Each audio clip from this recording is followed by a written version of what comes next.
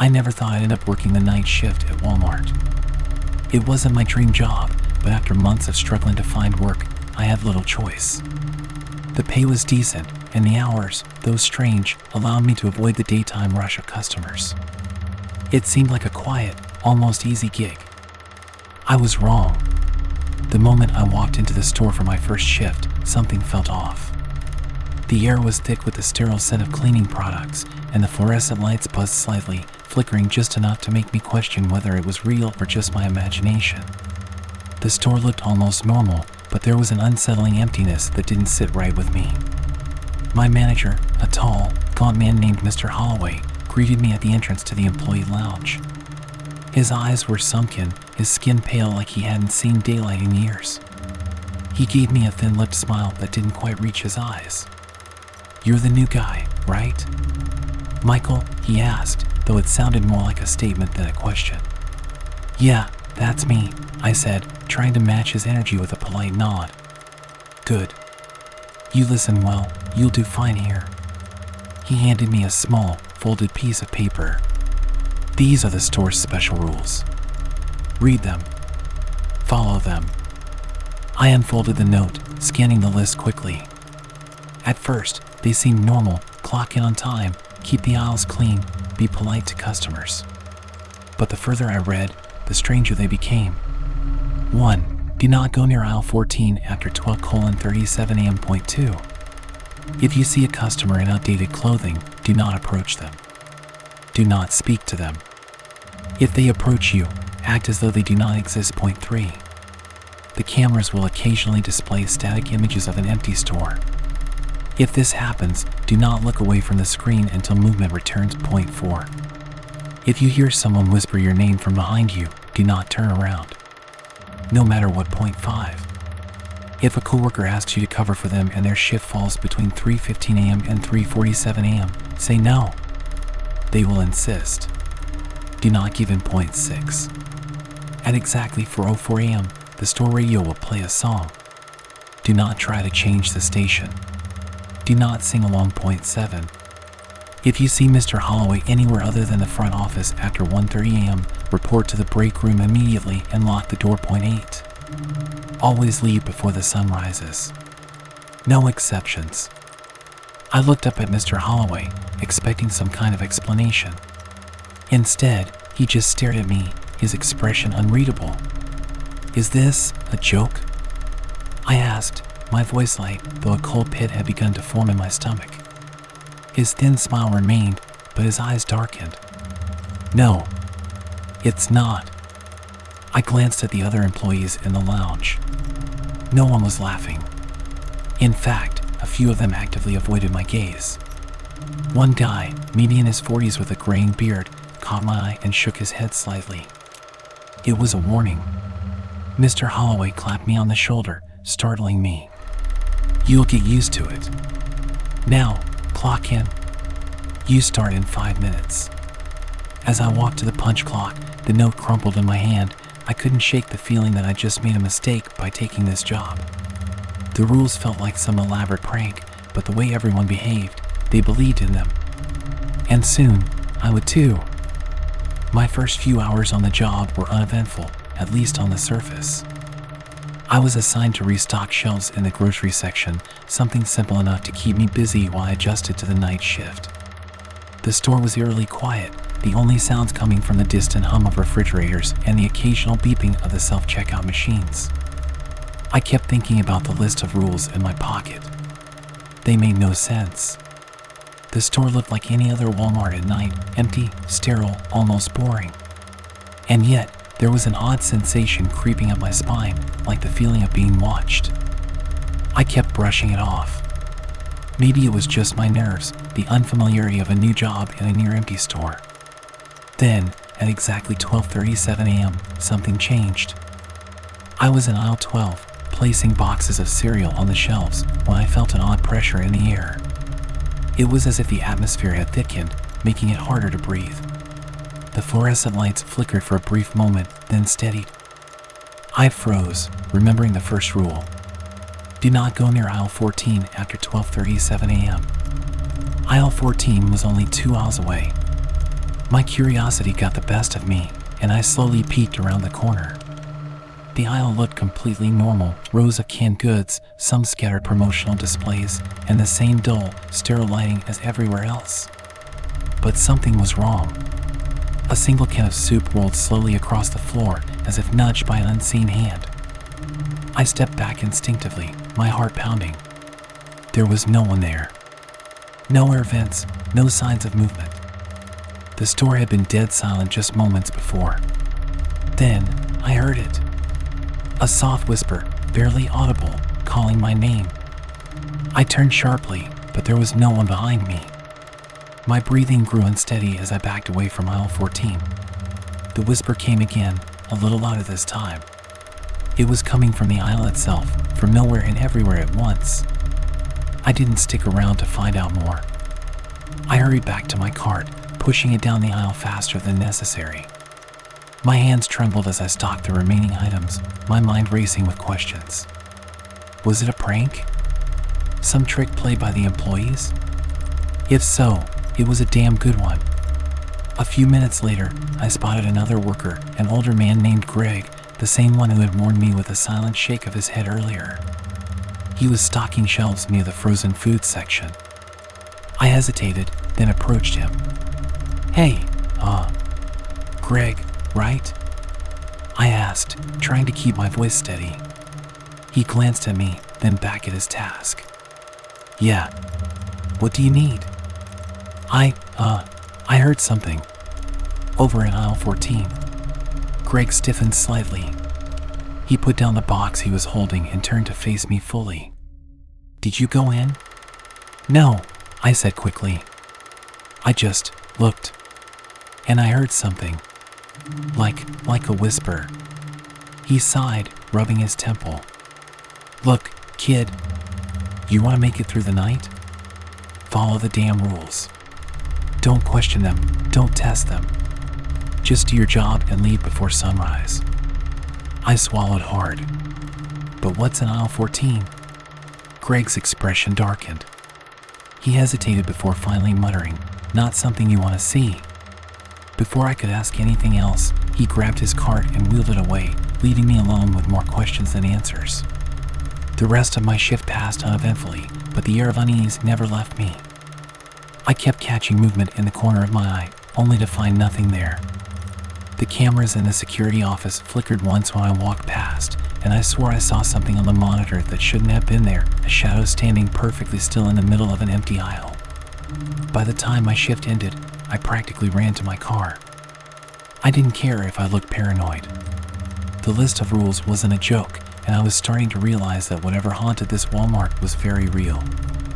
The next night, I arrived at work with a sinking feeling in my gut. After what had happened the night before, the whispers, the rolling can, Greg's cryptic warning, I knew something wasn't right about this place. But quitting wasn't an option. I needed the money, and besides, some part of me needed to understand what was going on. I clocked in and made my way to my assigned section, trying to ignore the way the store's fluorescent lights cast unnatural shadows along the aisles. It was too quiet again, the kind of silence that pressed down on you, thick and oppressive. As I stocked the shelves, my mind kept drifting back to the list of rules.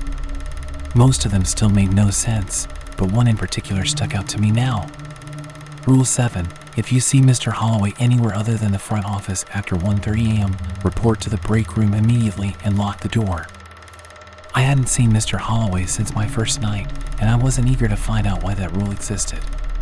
But as my shift dragged on, I noticed something strange. There was a door in the back of the store that I hadn't paid attention to before.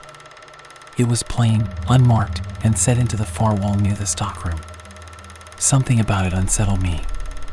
I had walked past it dozens of times, yet now it stood out like a black hole in my vision. I asked Greg about it during our break. He had barely touched his food, staring down at his hands like he was deep in thought. When I mentioned the door, he stiffened. "You don't go near that door," he said firmly. "That's the storage room. It stays locked for a reason." "What's inside?" I asked. He shot me a hard look. "Nothing you want to mess with." That should have been enough to keep me away, but of course, it wasn't. Sometime past 2 a.m., while making my rounds, I found myself standing in front of that door. The air felt colder here, heavier, like the store itself was warning me to turn back. But I had to know. I had to understand. I reached out and tested the handle. It turned. The door swung open with a soft creak, revealing complete darkness beyond. My breath hitched. A wave of freezing air rolled out, carrying with it the scent of dust and something metallic. I hesitated, every instinct screaming at me to leave it alone. But then I heard it, faint movement inside, like shuffling footsteps. I swallowed hard and stepped in. The second my foot crossed the threshold, the door slammed shut behind me. The lights in the main store flickered and died, leaving me in pitch blackness. My heart pounded as I fumbled for my phone, using its weak glow to illuminate my surroundings. The storage room was bigger than I expected. Shelves lined the walls, but they weren't stocked with normal merchandise. Instead, there were boxes labeled with dates, years stretching back decades. I pulled one down at random, my fingers trembling as I pried it open. Inside were old employee name tags, all of them scratched out, the names unreadable. Something rustled behind me. I spun around, phone light darting across the room. At first, I saw nothing. Then, just at the edge of my vision, a figure stepped forward from the darkness. It looked like a person, almost. But its proportions were wrong. It was too tall, too thin, its limbs stretching just a little too far. Its head tilted at an unnatural angle, and where its eyes should have been, there was only smooth, featureless skin. It took a step toward me. I stumbled back, my breath coming in short gasps. My phone flickered as the battery suddenly drained, the screen going dark. And then, in the silence, I heard it whisper my name. I ran. I don't remember how I got the door open, only that I threw myself out into the store, slamming it shut behind me. The lights flickered back on. The air returned to normal. I stood there, shaking, my back pressed against the door. My hands still felt ice cold from whatever was inside. Greg found me a few minutes later. He didn't ask what happened. He just looked at the door, then back at me, and sighed. "I told you not to go near it," he muttered. I didn't argue. I couldn't. That night, as I left the store before sunrise, I checked my pocket out of habit. The list of rules was still there, slightly crumpled from being handled so much. One new rule had been added. Rule 9, do not open the storage room. Ever. After what happened in the storage room, I spent the rest of my shift in a daze. My mind kept replaying the sight of that twisted figure, its featureless face, the way it whispered my name from the dark. I wanted to believe I imagined it, but the new rule on the list proved otherwise. When I returned the next night, I almost expected Mr. Holloway to fire me. Maybe Greg had reported what I'd done. Maybe the store itself would decide I'd broken too many rules. But no one said a word. Greg barely looked at me, and the other employees avoided me even more than before. I told myself I'd be more careful. I'd follow the rules to the letter. No more investigating, no more curiosity. But that resolve didn't last long. Sometime past midnight, I was pushing a cart of returned items back to their shelves when I passed the security office. The door was ajar, and I caught a glimpse of the monitors inside. The screens flickered between different camera feeds, showing various parts of the store in real time. Then one of them changed. The feed switched to static for a few seconds before revealing something unsettling, an empty version of the store. No employees, no customers. Just empty aisles stretching into the distance. I frowned, stepping closer. The timestamp on the footage showed the current time, but something wasn't right. The lights were dimmer in the feed, the shelves slightly off as if they were arranged differently. And then, I saw movement. A tall, shadowy figure walked slowly down one of the aisles, moving in a jerky, unnatural way. It didn't resemble any of the employees I knew. Its arms were too long, its legs bending at strange angles. It stopped suddenly, turning its head toward the camera. Then it started walking toward it. I swallowed hard, watching as it grew closer, its movements becoming more frantic. By the time it was just a few feet away, my breath was coming in shallow gasps. And then, just as it reached the camera, the feed cut to static. I stepped back, heart pounding. I knew I shouldn't be in here. I knew I had to follow the rules. The list had been clear. 3. The cameras will occasionally display static images of an empty store. If this happens, do not look away from the screen until movement returns. But the screen was still nothing but static. What did that mean? Had I broken another rule? My hands clenched into fists as I tried to steady my breathing. Then something behind me whispered my name. I spun around so fast I nearly tripped. The room was empty. The hallway outside was empty. But the whisper had been right there, just inches from my ear. I grabbed the door handle, ready to get out of there, but before I could leave, the static on the monitor cleared. My stomach dropped.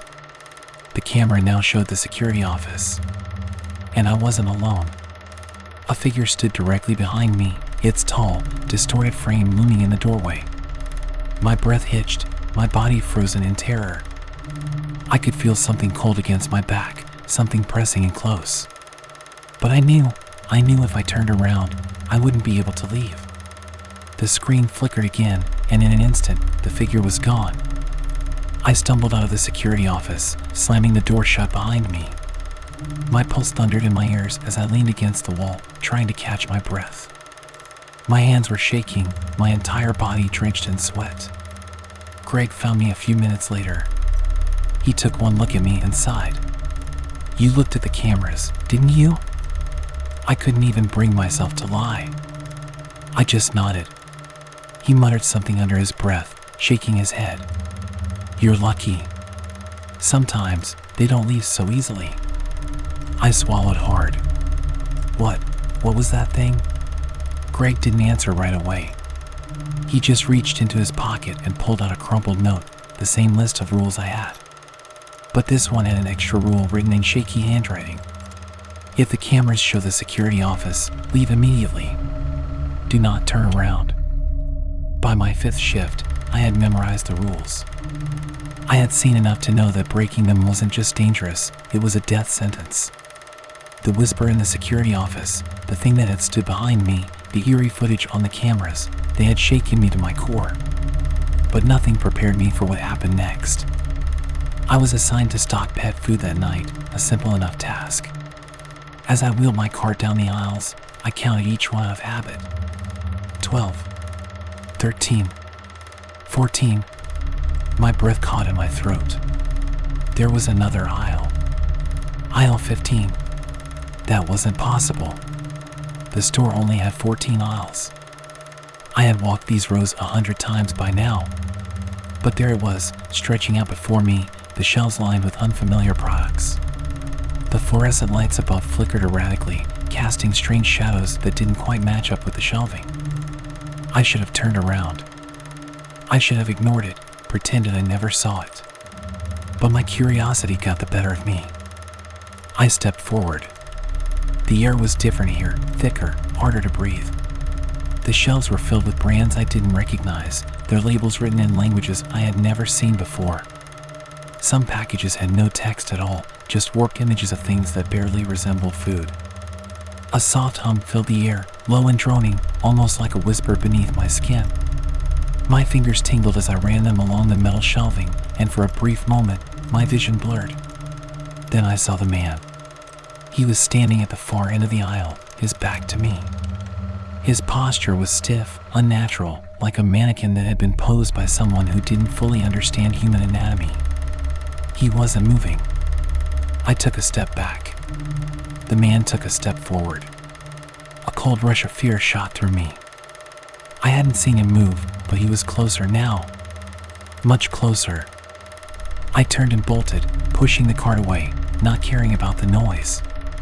My heartbeat pounded in my ears as I reached aisle 14, practically stumbling over myself to get away. When I finally dared to look back, aisle 15 was gone. In its place was the blank back wall of the store, just as it had always been. Greg found me a few minutes later, still breathless, gripping the handle of my cart like it was the only thing keeping me tethered to reality. You saw it, didn't you? He asked grimly. I nodded, unable to speak. He let out a slow breath. It shows up sometimes. That aisle. You're lucky you ran when you did. What was in there? I managed to ask. Greg's eyes darkened. Nothing that belongs here. I wanted to push for more, but his expression told me I wouldn't get an answer. Instead, he reached into his pocket and pulled out a slip of paper, the list of rules. My list. Except, just like before, another rule had been added in unfamiliar handwriting. If you see aisle 15, do not enter. It does not exist. By the time my next shift rolled around, I had half a mind to quit. The thought of returning to the store, to the impossible aisle, to the security cameras that watched me as much as I watched them, it made my skin crawl. But I needed the money, and more than that, I needed answers. The night started off normal. As normal as it ever got, anyway. Greg was distant, avoiding my questions about aisle 15. The other employees barely acknowledged my existence. Even the customers, those who dared to shop this late, moved through the aisles like shadows, their faces always just out of focus when I tried to look directly at them. Then, around 2:30 a.m., the intercom crackled to life. Attention, all employees. Clean up in aisle 7. I froze. The voice wasn't one I recognized. It wasn't Holloway's, nor was it one of the usual automated announcements. It was wrong. Distorted. Like someone was speaking through an old radio, their voice warping in and out of static. I turned to Greg, who was stocking shelves a few feet away. His face had gone pale. We don't have a cleanup in aisle 7, I whispered. Greg shook his head slowly. Don't go. But something in me couldn't let it go. Maybe it was foolishness, maybe it was some deep-seated need to understand this place, but my feet were already moving before I could stop myself. Greg didn't try to hold me back. He just muttered something under his breath and turned away. The walk to aisle 7 felt longer than usual. The store stretched on endlessly, the overhead lights buzzing louder with each step I took. When I finally reached the aisle, I saw nothing unusual at first. The shelves were fully stocked, the floor was clean. Then I noticed a puddle. Dark, viscous, and spreading slowly across the tiles. It wasn't water. It wasn't anything I could identify. The air smelled different here, metallic, like rust and something else. Something rotten. The intercom crackled again. Clean up in aisle 7, the voice repeated. And then I heard it. A wet, shuffling sound from just beyond the next shelf. I wasn't alone. I swallowed hard, taking a cautious step forward. The source of the noise came into view, a figure hunched over on all fours, its body unnaturally long and thin, its limbs bending at angles that made my stomach churn. It was lapping at the dark puddle on the floor, making that sickening, slurping sound. My breath caught in my throat as it slowly raised its head. It had no face. Just smooth, featureless skin stretched too tight over an elongated skull. And yet, I could feel it watching me. The intercom crackled again.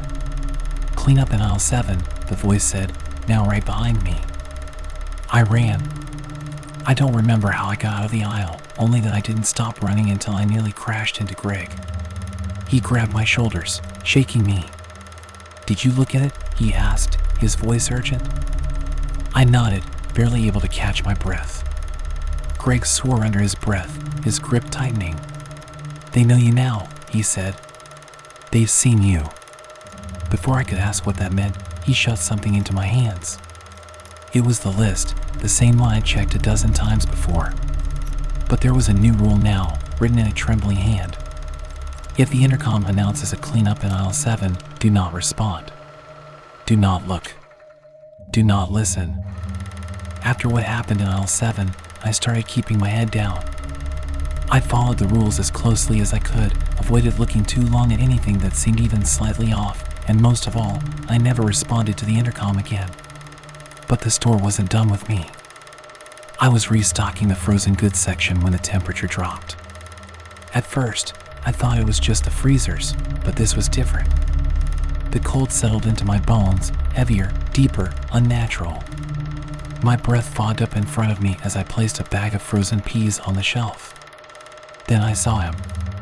A man stood at the far end of the aisle, near the sliding freezer doors. His back was to me, his body unnaturally stiff, like a statue placed in the wrong setting. He wore an old Walmart vest, faded, torn at the edges, a name tag dangling from the pocket, swinging slightly as though he had just moved. The name tag was too worn to read.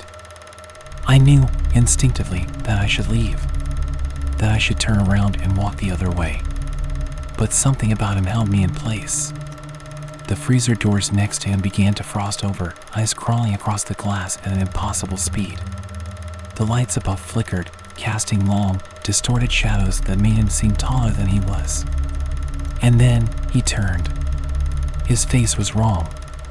Stretched too thin, his eyes hollow and sunken, lips cracked and twisted into something that might have once been a smile.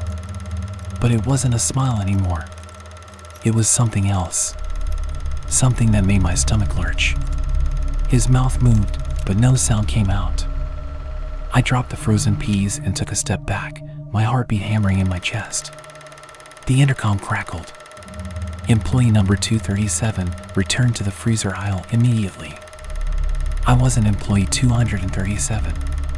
At least, I didn't think I was. I'd never heard anyone use numbers before. But something in the way the voice spoke sent a chill through me that had nothing to do with the cold. The man in the vest took a step forward.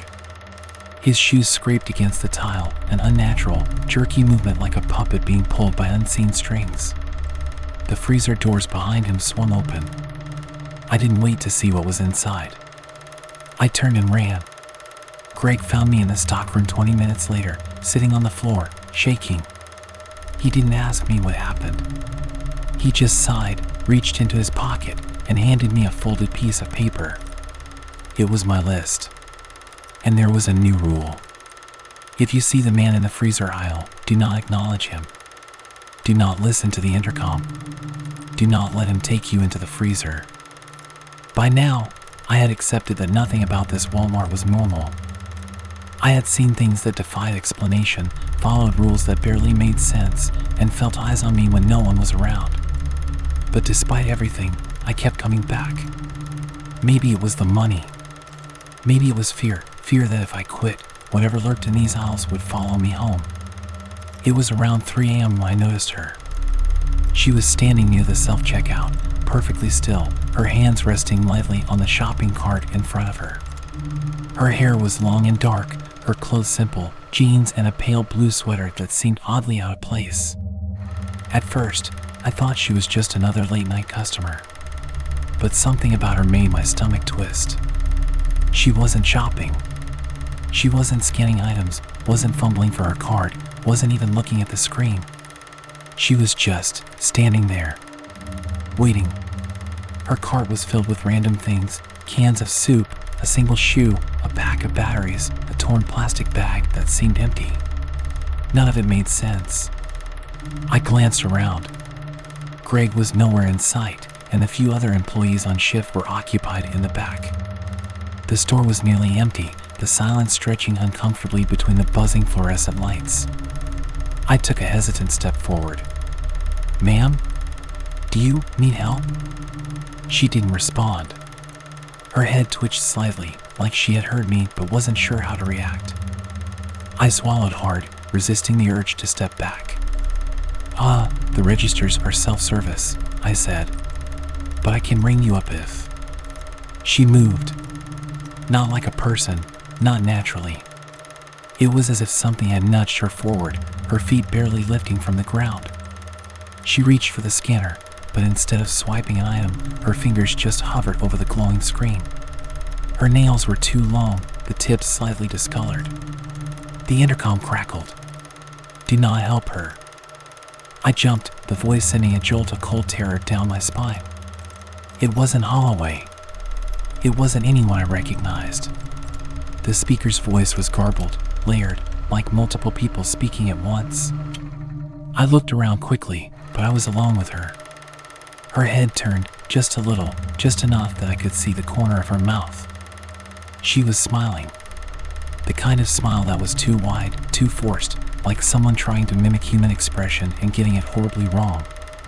I backed away slowly, my hands shaking. The intercom crackled again. She is not a customer. I didn't need to be told twice. I turned and hurried toward the stockroom, heart hammering. The moment I crossed into the back area, the air seemed to shift, like I had stepped into another reality entirely. The store's constant hum faded slightly, muffled, like I was underwater. Greg was there, leaning against the metal shelves, arms crossed. He raised an eyebrow at my expression. "You saw her, didn't you?" he asked. I nodded, struggling to find my voice. "Who is she?" Greg sighed, rubbing the back of his neck. "Not a who. A what? She shows up sometimes. Always at checkout. Never leaves." I swallowed hard. What happens if someone helps her? Greg's face darkened. No one ever has. I didn't ask any more questions. I didn't want to know. Instead, he pulled something from his pocket and handed it to me. Another slip of paper, another addition to the list. "If you see the woman at self-checkout, do not approach. Do not speak. She is not a customer."